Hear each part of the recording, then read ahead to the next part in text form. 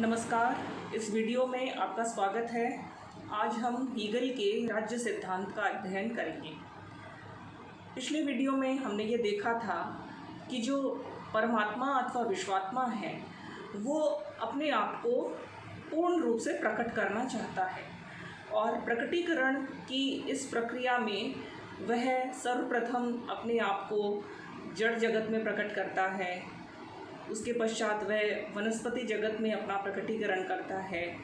तत्पश्चात वह पशु जगत में अपने आप को और अधिक उच्चतर रूप में प्रकट करता है और उसका जो उच्चतम प्रकटीकरण है वो मनुष्य के रूप में हो जाता है।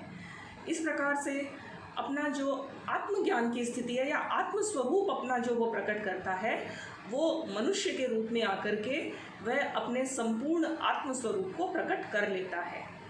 किंतु इस आत्मज्ञान के साथ ही पूर्ण स्वतंत्रता भी उसका एक स्वभाव है। जिस प्रकार से अपने आत्मज्ञान को या आत्मस्वरूप को प्रकट करने के लिए वह विभिन्न अवस्थाओं को पार करता हुआ मनुष्य के रूप में अपने आप को प्रकट करता है, उसी प्रकार अपनी पूर्ण स्वतंत्रता के प्रकटीकरण के लिए वह मनुष्य के द्वारा बनाई गई विभिन्न सामाजिक संरचनाओं के रूप में अपना प्रकटीकरण करता है। या इसको हम ये कहें कि मनुष्य का जब एक बार उदय हो जाता है उसके बाद आत्मस्वरूप का उसका प्रकटीकरण होने के पश्चात अब वह अपने स्वतंत्रता की मांग करता है और अपने आप को एक संपूर्ण ब्रह्मांड में अपने आप को अभिव्यक्त करने के लिए स्वतंत्रता की अपनी यात्रा प्रारंभ करता है और अपनी इसी यात्रा के जो उच्चतम पड़ाव को वो राज्य के रूप में देखता है। इस प्रकार हम ये कह सकते हैं कि हीगल का जो राज्य सिद्धांत है वह एक अंतर्निहित वैश्विक योजना का ही अंग है। हीगल से पूर्व जो विचारक हुए थे, चाहे सामाजिक समझौतावादी विचारक हुए हैं, चाहे हीगल से पूर्व जो उदारवादी विचारक हुए हैं, वे सब कहीं न कहीं राज्य को मनुष्य की आवश्यकताओं के लिए बनाया गया एक संगठन मानते थे।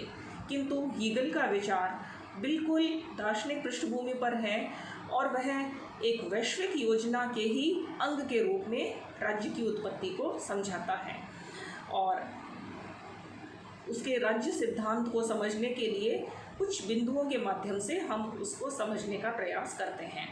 उसका पहला बिंदु हम देख सकते हैं कि राज्य इस पृथ्वी पर ईश्वर का अवतरण है। वो ये कहता है कि राज्य इस पृथ्वी पर ईश्वर की यात्रा का महापड़ाव है और राज्य ही अपने आप को ईश्वर के रूप में इस धरती पर प्रकट होता है। इस तरह यदि हमें ईश्वर का दर्शन यदि कहीं करना है इस धरती पर तो उसे राज्य के रूप में ही समझना चाहिए। राज्य के रूप में एक विराट रूप ईश्वर अपना अभिव्यक्त करता है। इसलिए उसका जो राज्य सिद्धांत है वो उस अंतर्निहित वैश्विक योजना में सर्वोच्च रूप में परमात्मा के प्रकटीकरण के रूप में देखा जा सकता है।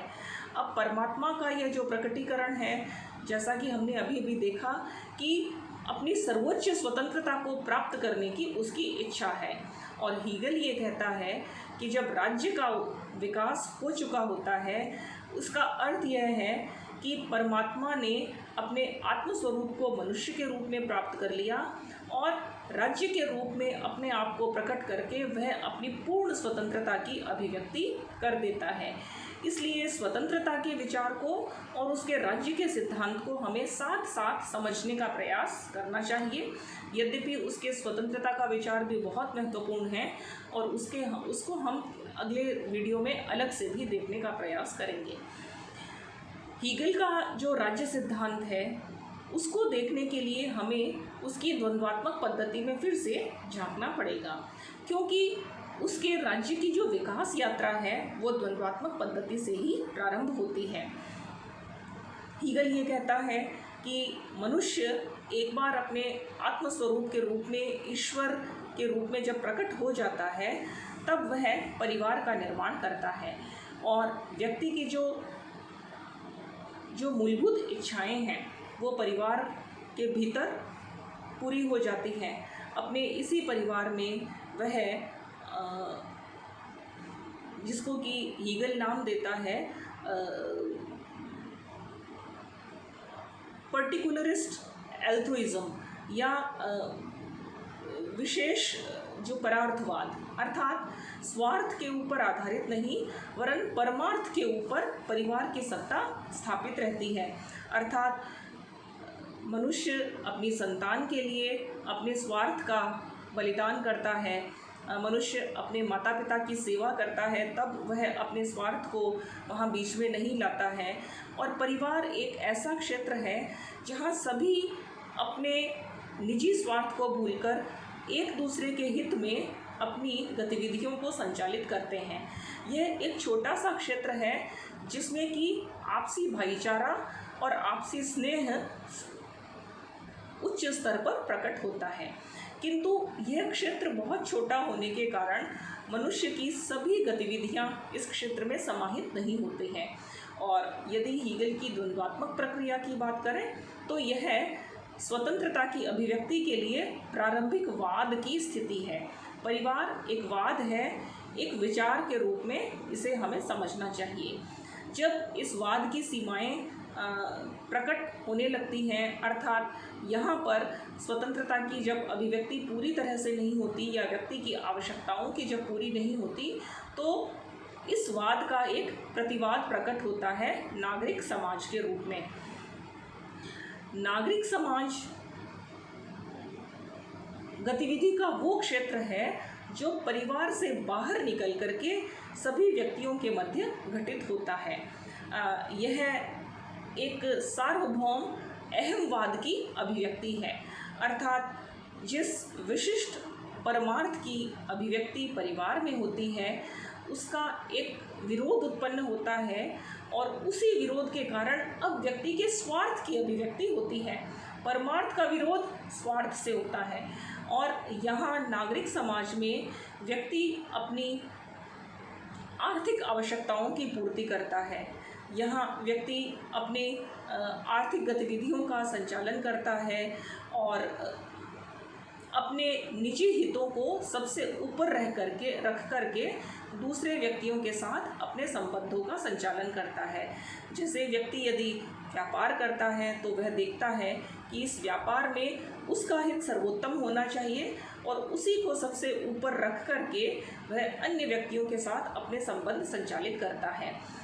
अपने इन संबंधों के संचालन के लिए नागरिक समाज में क्योंकि सभी व्यक्ति अपने ही हितों को ऊपर रखते हैं तो उनके हितों में एक प्रकार का संघर्ष उत्पन्न होता है और इस संघर्ष को दबाने के लिए नागरिक समाज में बहुत सारे नियमों का निर्माण होता है, कानूनों का निर्माण होता है। हीगल कहता है कि जैसे समान माप और तौल के पैमानों का प्रयोग करना, यह एक प्रकार से आर्थिक कानून है कि यदि आर्थिक गतिविधि करनी है तो आर्थिक ईमानदारी का पालन होना चाहिए। और यही विचार आगे जाकर के कानून के रूप में घटित होता है कि आर्थिक गतिविधि के समान ही अन्य गतिविधियों में भी समान कानूनों का प्रयोग होना चाहिए। नागरिक समाज के इन संघर्षों को दूर करने की आवश्यकता प्रकट होती है और नागरिक समाज थोड़ा और विकसित होकर के गिल्ड के रूप में, निगम के रूप में प्रकट होता है और पुलिस की स्थापना होती है, न्यायालयों की स्थापना होती है और इस प्रकार से नागरिक समाज अधिकाधिक व्यवस्थित होता चला जाता है। यह जो प्रतिवाद है, यह इसका फिर एक नेगेशन, अब वाद जहाँ पर कि परिवार था और वहाँ पर परमार्थ भी था अर्थात सहयोग था। नागरिक समाज जो कि इस वाद का प्रतिवाद है, जहाँ सहयोग नहीं है किंतु संघर्ष है, प्रतिस्पर्धा है और इस प्रतिस्पर्धा को व्यवस्थित और संतुलित करने के लिए विभिन्न जो स्वतंत्र व्यक्तियों का जो समुदाय है नागरिक समाज में, वो अपने लिए कुछ नियम बनाते हैं और इन दोनों वाद और प्रतिवाद के परिणाम स्वरूप धीरे धीरे जब ये विकसित होता है तब राज्य की उत्पत्ति होती है। इस प्रकार इस द्वंद्वात्मक प्रक्रिया से नागरिक समाज जो है वो राज्य के रूप में अपना संपूर्ण रूप से प्रकटीकरण करता है। इस राज्य में स्वतंत्र प्रतिस्पर्धात्मक व्यक्ति जो हैं वो अपनी उस प्रतिस्पर्धा का अंत करते हैं जो कि नागरिक समाज में थी, और राज्य के रूप में वो एक नागरिक के रूप में प्रकट होते हैं। अर्थात राज्य उन व्यक्तियों के स्व से ही बना हुआ एक उच्चतम संगठन है।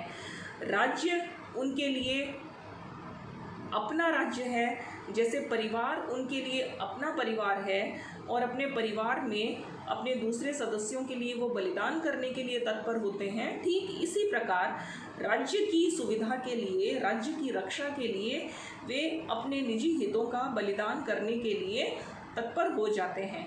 तो इस प्रकार से नागरिक समाज के जो वैश्विकवाद है, यानी कि नागरिक समाज के स्वार्थ को हटा दिया जाए और उसके वैश्विक तत्व को या उसके सार्वभौम तत्व को रख लिया जाए और परिवार के एक विशिष्ट तत्व को हटा करके उसके परमार्थ को रख दिया जाए, तो इन दोनों की सुंदर चीज़ों को रख करके ही राज्य की उत्पत्ति होती है। इस तरह से हम यह भी कह सकते हैं कि नागरिक समाज जो है वो तार्किक दृष्टि से राज्य नागरिक समाज के बाद उसका आगमन होता है। ऐतिहासिक दृष्टि से हम देखें तो ऐतिहासिक दृष्टि से ऐसा नहीं होता कि पहले परिवार बना, फिर नागरिक समाज बना और उसके पश्चात राज्य बना। हीगल अपने इस द्वंद्वात्मक प्रक्रिया को समझाने के लिए इतिहास का सहारा नहीं लेता, वरन इस प्रक्रिया को समझाने के लिए वह तर्क का सहारा लेता है। और उसके तर्क के द्वारा ही हमें यह समझ लेना चाहिए, जब हम नागरिक समाज और राज्य के विभेद की बात करते हैं तो राज्य के भीतर ही नागरिक समाज सदैव उपस्थित रहता है। अर्थात व्यक्तियों की जो भूमिकाएं हैं उन भूमिकाओं से ही पता चलेगा कि यह नागरिक समाज है और यह राज्य है। जब व्यक्ति राज्य के साथ अपने संबंधों का संचालन करता है तब वह राज्य के लिए बलिदान करने को तत्पर हो जाता है, और जैसे ही उसकी भूमिका बदलती है और जब वह आर्थिक गतिविधि के क्षेत्र में प्रवेश करता है तब वह अपने हित को सर्वोपरि रखता है और नागरिक समाज के सदस्य के रूप में कार्य करता है। इस प्रकार वाद प्रतिवाद और संवाद की इस प्रक्रिया से ही राज्य का पूर्ण विकसित रूप सामने आता है। अगला बिंदु है राज्य स्वयं में एक साध्य है। जब इस प्रकार का राज्य अस्तित्व में आ जाता है तो हीगल का ये कहना है कि यहाँ पर आकर के विश्वात्मा का जो प्रकटीकरण है वो पूर्ण हो जाता है और अब ऐसा कोई अन्य साध्य नहीं है जिसे विश्वात्मा को प्राप्त करना है। यहाँ पहुंचकर विश्वात्मा अपने सुंदरतम रूप में अपने आप को प्रकट कर लेती है। हीगल जिस धरातल पर बात करता है वो वैचारिक धरातल है, अर्थात हीगल का जो विचार है वो एक आदर्श की तरफ जा रहा है और वह एक आदर्श राज्य की बात करता है। आदर्श राज्य के रूप में राज्य जो है वो स्वयं में एक साध्य है और उसका ये मानना है कि उस प्रकार की आदर्श स्थिति को यद्यपि वर्तमान के राज्य यदि भले ही प्राप्त नहीं कर पाए हैं, किंतु फिर भी वे राज्य भी साध्य हैं और उन्हें व्यक्ति के हितों का साधन नहीं बनाया जा सकता। और इस प्रकार से हीगल जब राज्य की बात करता है तो वह ये मान लेता है कि राज्य व्यक्ति के सुरक्षा को प्राप्त करने के लिए या व्यक्ति की स्वतंत्रता की रक्षा का ऐसा कोई साधन नहीं हो सकता, क्योंकि राज्य व्यक्ति का ही सर्वोत्तम रूप है। विश्वात्मा ने अपने आप को व्यक्ति में सर्वोत्तम रूप में अपने आत्मस्वरूप को प्राप्त किया था और उसी आत्मस्वरूप की सर्वोत्तम अभिव्यक्ति, सर्वोत्तम स्वतंत्र अभिव्यक्ति राज्य में होती है। इसलिए राज्य और व्यक्ति ये दोनों एक ही सावयव के या एक ही विश्वात्मा की दो विभिन्न अवस्थाओं के समान है और व्यक्ति और राज्य में कोई अंतर्विरोध नहीं है। इसलिए हीगल के दर्शन को ठीक प्रकार से समझने के लिए हमें ये मानना पड़ेगा कि जब हम कहते हैं कि राज्य व्यक्ति की इच्छाओं की प्राप्ति का साधन मात्र है, तब यह कहना गलत हो जाता है, क्योंकि व्यक्ति की इच्छाएं भी यदि आदर्श रूप में देखें तो राज्य की इच्छाओं से विपरीत नहीं हो सकती।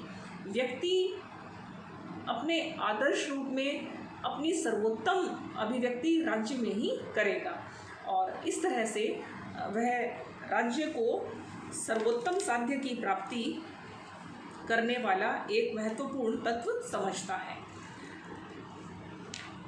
राज्य व्यक्ति से उच्चतर है।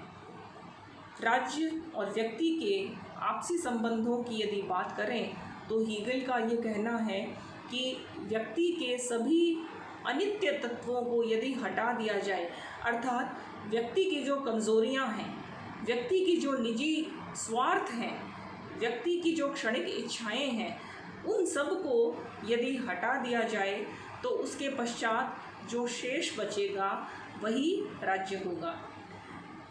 जैसा कि वो ये कहता है कि रैशनल इज़ रियल और रियल इज़ रैशनल, अर्थात जो विवेक सम्मत है वही वास्तविक है और जो वास्तविक है वही विवेक सम्मत है। अर्थात राज्य विश्वात्मा के सर्वोत्तम विवेक की सर्वोत्तम अभिव्यक्ति है और वो जो सर्वोत्तम विवेक है वो सभी व्यक्तियों के सामूहिक सर्वोत्तम विवेक का केवल प्रकटीकरण नहीं है, वरन उनसे भी अलग, उनसे भी ऊपर एक शुद्ध विवेक का प्रकटीकरण है।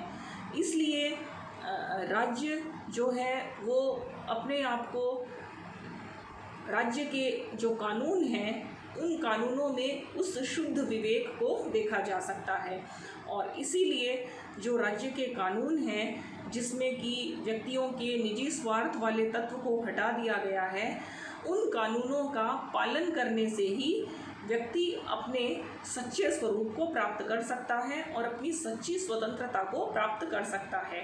राज्य और व्यक्ति यह एक ही ऊपर चढ़ती हुई रेखा में दो पायदान के समान है। यदि व्यक्ति को अपने सच्चे स्वरूप को प्राप्त करना है तो उसे राज्य की आज्ञाओं का पालन करते हुए ही प्राप्त करना पड़ेगा।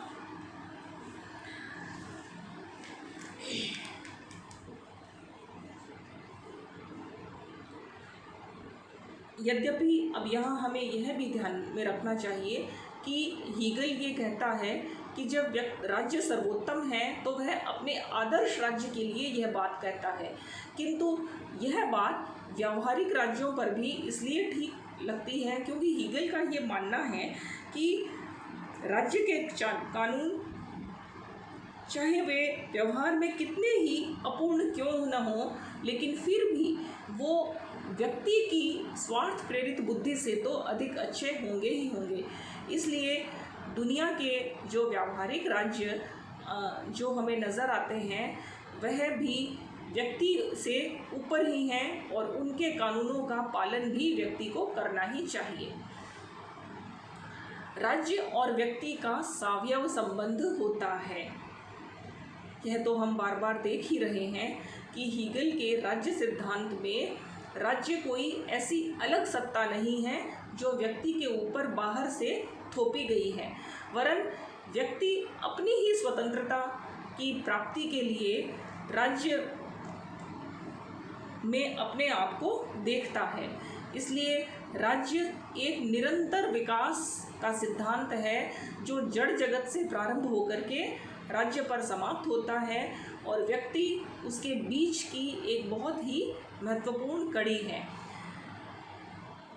व्यक्ति और राज्य का संबंध एक ऐसे जीवधारी का संबंध है जिसके विभिन्न अंग मिलकर के राज्य का निर्माण करते हैं, किंतु उन विभिन्न अंगों का समुच्चय ही राज्य नहीं है, वरन उन विभिन्न अंगों के मिलने के बाद में जैसे विभिन्न कोशिकाएं मिलकर के जिस शरीर का निर्माण करती है, वह कोशिकाओं के समुच्चय से एक अलग स्वतंत्र सत्ता होता है।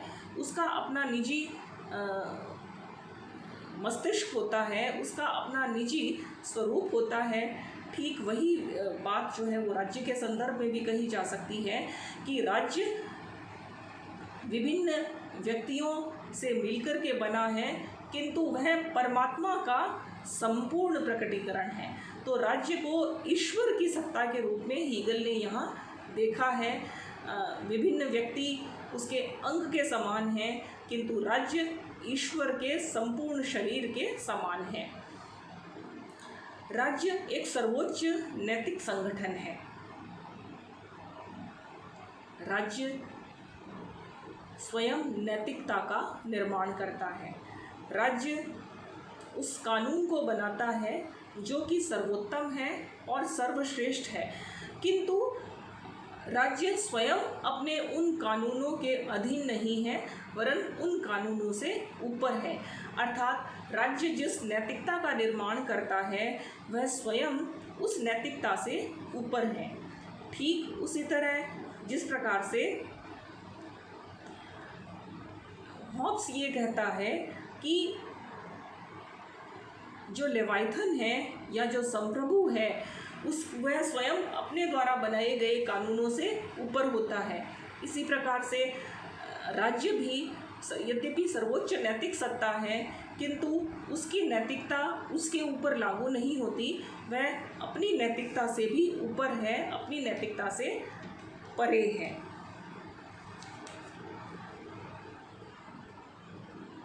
इसलिए अपने नागरिकों के साथ जब राज्य व्यवहार करता है तो वह अपने आप को नैतिक नियमों से मुक्त कर देता है और अपने ऊपर लगे हुए सभी नियंत्रणों को हटा लेता है और इस प्रकार से राज्य एक निरंकुश सत्ता बन जाता है।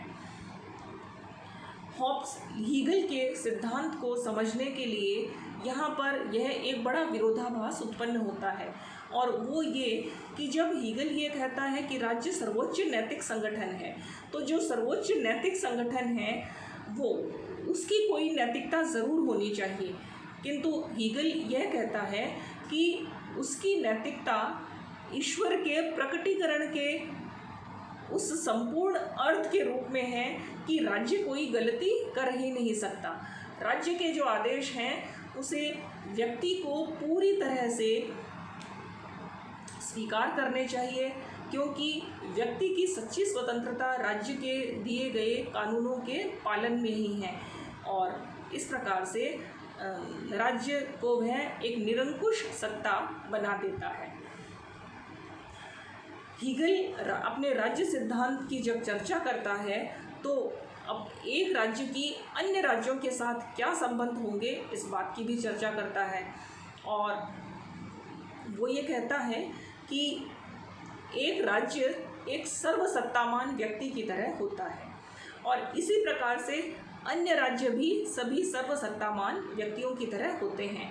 एक राज्य जब अन्य राज्यों के साथ व्यवहार करता है तो वो व्यवहार ठीक वैसा ही होगा जैसा एक स्वतंत्र व्यक्ति किन्हीं अन्य स्वतंत्र व्यक्तियों के साथ व्यवहार करेगा। इस प्रकार से राज्य अन्य राज्यों के साथ एक प्रकार की संधि करके ही अपने संबंध स्थापित कर सकता है, और प्रत्येक स्वतंत्र राज्य इस बात के लिए स्वतंत्र है कि वो अपने हित में की हुई संधियों का त्याग करके। इस प्रकार से हीगल को हम कह सकते हैं कि वह राष्ट्र राज्य के सर्वोत्तम आदर्श को स्वीकार करता है और अन्य राज्यों के संबंध में वह किसी भी प्रकार के विश्व राज्य की कल्पना को बिल्कुल निराधार बता देता है। हीगल ऐसा नहीं मानता कि इस राज्य सिद्धांत से ऊपर किसी एक विश्व राज्य की स्थापना होगी, वरन वो तो यहाँ आकर के अपने विचार को समाप्त कर देता है कि जैसे मनुष्य में परमात्मा के आत्मस्वरूप का सर्वोत्तम प्रकटीकरण हुआ है, वैसे ही राज्य के रूप में उस परमात्मा की सर्वोत्तम स्वतंत्रता का भी प्रकटीकरण हुआ है और राज्य से आगे कोई भी विश्व राज्य हीगल को नज़र नहीं आता और वहाँ पर उसकी द्वंद्वात्मकता जो है वो आकर के रुक जाती है। अन्य राज्यों के संदर्भ में जब राज्य की चर्चा होती है तब युद्ध एक आवश्यक गतिविधि के रूप में सामने आ जाता है, क्योंकि एक राज्य अपने हितों की प्राप्ति के लिए अन्य राज्यों से युद्ध करेगा और युद्ध के विचार को हीगल एक पुण्य विचार के रूप में स्वीकार करता है। वो कहता है कि युद्ध मनुष्य की नैतिक आत्मा की जागृति के लिए आवश्यक है। युद्ध से व्यक्ति के देशभक्तिपूर्ण विचारों को बल मिलता है और युद्ध राज्य के लिए भी इस दृष्टि से आवश्यक है, क्योंकि विभिन्न राज्यों में जब युद्ध होता है तब जो जीते हुए राज्य हैं वे विश्वात्मा के सच्चे प्रतिनिधि होते हैं। इसलिए वह शांति को एक निरी बकवास मानता है और हीगल एक शांतिवादी विचारक नहीं है, वरन वह युद्ध को एक आवश्यक और पुण्य कार्य समझता है। विभिन्न राज्यों के मध्य झगड़ों के निपटारे के लिए भी युद्ध की अनिवार्यता को हीगल स्वीकार करता है। इस प्रकार से हीगल एक युद्धवादी विचारक है और हम आगे देखते ही हैं कि हीगल के विचारों को ग्रहण करके ही इटली और जर्मनी में नाज़ीवाद और फासीवाद का उदय हुआ, जो कि युद्धों को राज्य के लिए, राज्य के सच्चे स्वरूप को प्राप्त करने के लिए आवश्यक मानते हैं। इस तरह से विभिन्न जो बात है राज्य सिद्धांत में, उसमें जो अंतिम चीज़ है वो है हीगल के शासन संबंधी विचार, अर्थात राज्य अपने आप को ईश्वरीय प्रकटीकरण का एक सर्वोत्तम माध्यम है, किंतु राज्य के भीतर शासन कैसे संचालित होगा, यहाँ पर भी वो द्वंद्वात्मक पद्धति के दृष्टिकोण से ही विचार करता है। उसका ये मानना है कि राज्य का अस्तित्व सर्वोच्च कानूनी सत्ता के रूप में है और इस सर्वोच्च कानूनी सत्ता की अभिव्यक्ति राज्य की व्यवस्थापिका या विधानमंडल के रूप में होती है। अर्थात व्यवस्थापिका का कार्य है राज्य के कानूनों को प्रकट करना।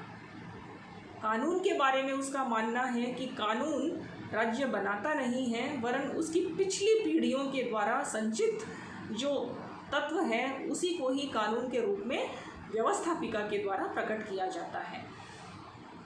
व्यवस्थापिका के द्वारा बनाए गए ये जो कानून है या जो ये व्यवस्थापिका है, यह एक वाद है।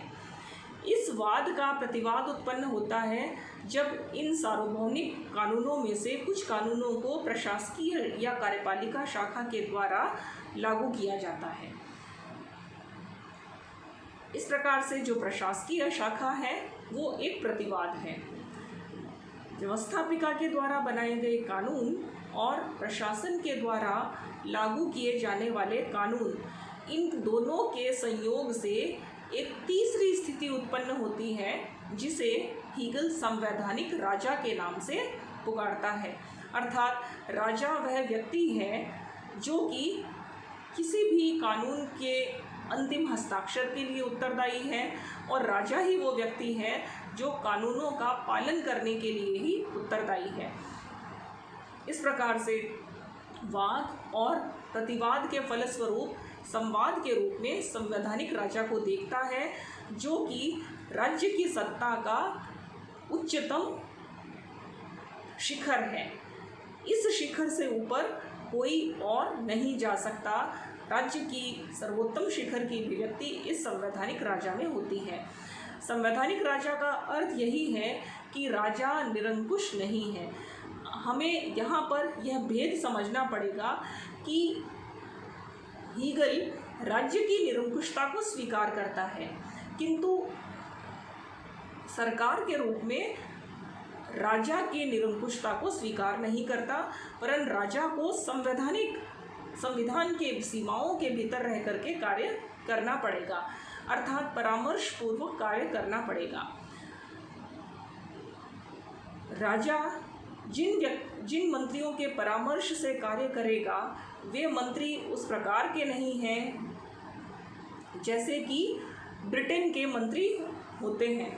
ब्रिटेन में राजा एक रबर की मोहर के समान है, किंतु हीगल का जो संवैधानिक राजा है वो ब्रिटेन के प्रकार के नहीं, वरन जर्मनी या उस समय जिसे कहा जाता था प्रशा के उस राजा के समान है, जो कि मंत्रियों की मंत्रणा से काम करता है, किंतु मंत्रियों को स्वयं अपने विवेक से चुनता है।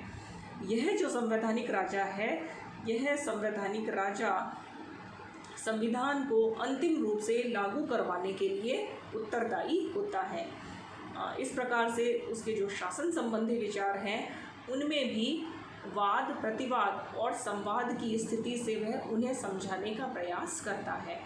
इस तरह से हम यदि निष्कर्ष रूप में हम देखें हीगल के राज्य सिद्धांत को, तो हीगल का जो राज्य सिद्धांत है वह एक उस व्यापक योजना का ही एक अंग है जो कि इस संपूर्ण पृथ्वी पर प्रकट हो रही है।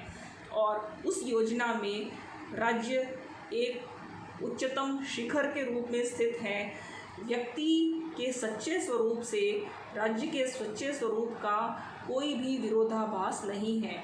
जहाँ भी विरोधाभास नज़र आता है वह व्यक्ति की स्वार्थ केंद्रित प्रवृत्तियाँ हैं, वो व्यक्ति का अपूर्ण रूप है जो कि राज्य के सच्चे स्वरूप के साथ संघर्ष के रूप में सामने आता है।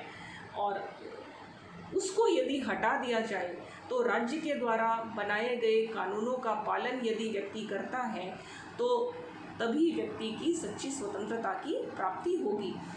इस प्रकार से हीगल दार्शनिक रूप से राज्य सिद्धांत की एक संपूर्ण क्रमबद्ध व्याख्या करता है और अपनी इस व्याख्या में वह राज्य का पूरी तरह से आदर्शीकरण कर देता है और राज्य और व्यक्ति के एकत्व को भी स्वीकार करता है। अगले वीडियो में हम हीगल के राज्य स्वतंत्रता के बारे में विचार का अध्ययन करेंगे। धन्यवाद।